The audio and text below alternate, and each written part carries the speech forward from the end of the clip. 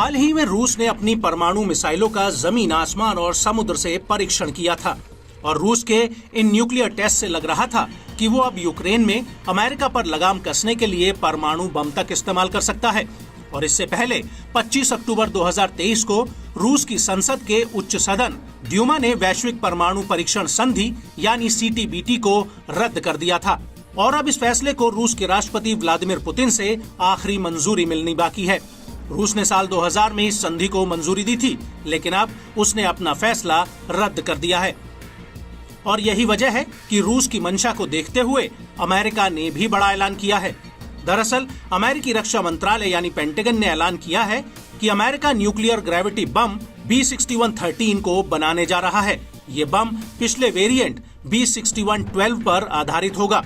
इस परमाणु बम में पिछले वेरिएंट के सभी सुरक्षा और सटीकता के फीचर्स को शामिल किया जाएगा और ये बम कुछ सख्त और बड़े सैन्य ठिकानों को उड़ाने में सक्षम होगा। पेंटागन का कहना है कि परमाणु बम की मूलभूत भूमिका है अमेरिका या उसके सहयोगियों और साझीदारों के खिलाफ किसी भी तरह के परमाणु हमले को रोकना।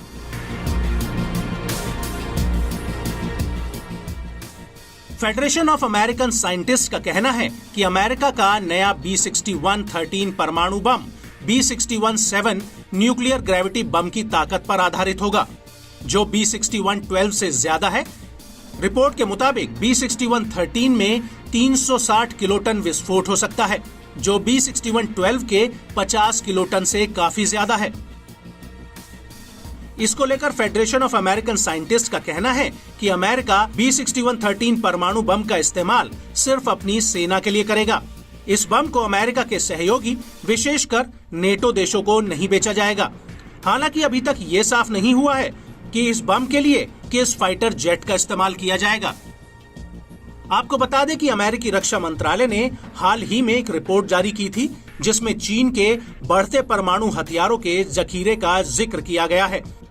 इस रिपोर्ट में खुलासा हुआ था कि चीन के पास अब 500 से ज्यादा सक्रिय परमाणु हथियार हैं और 2030 के दशक के अंत तक चीन के पास 1000 सक्रिय परमाणु हथियार होंगे, जो अमेरिका के लिए बड़े खतरे का संकेत है।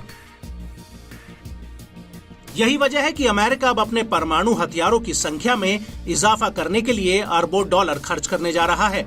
जानकारों का कहना है कि अमेरिका के नए न्यूक्लियर ग्रेविटी बम को ऐसा बनाया जाएगा जिससे उसे आज के जमाने के एयरक्राफ्ट से गिराया जा सके।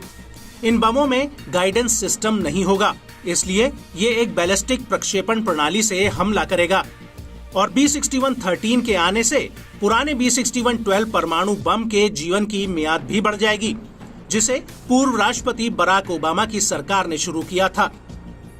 रिपोर्ट के मुताबिक पुराने B6112 परमाणु बम का प्रोडक्शन वित्त वर्ष 2025 तक चलेगा। हालांकि अमेरिका अपने इसी कैटेगरी के पुराने परमाणु बमों को इकट्ठा करके उसके नए वेरिएंट बना रहा है।